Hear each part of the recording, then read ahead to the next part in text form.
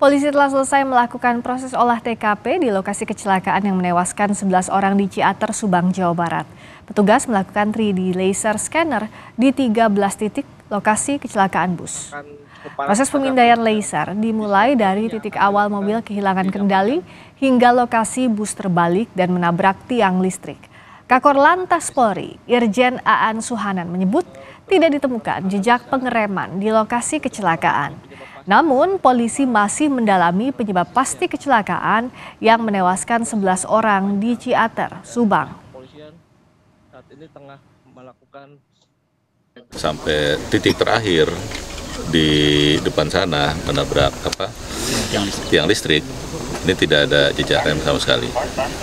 Artinya ini terus kita selidiki ya, kenapa tidak ada jejak rem, apakah remnya tidak berfungsi atau pengemudi panik. Berdasarkan data Polres Subang, bus bernomor polisi AD 7524OG mengangkut 61 penumpang.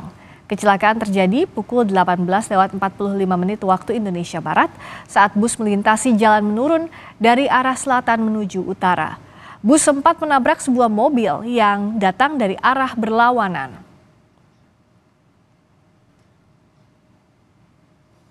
Setelahnya sopir bus banting setir dan menabrak 3 sepeda motor. Bus baru berhenti setelah menabrak tiang di bahu jalan arah Subang menuju Bandung, tepat di depan Masjid As-Saadah.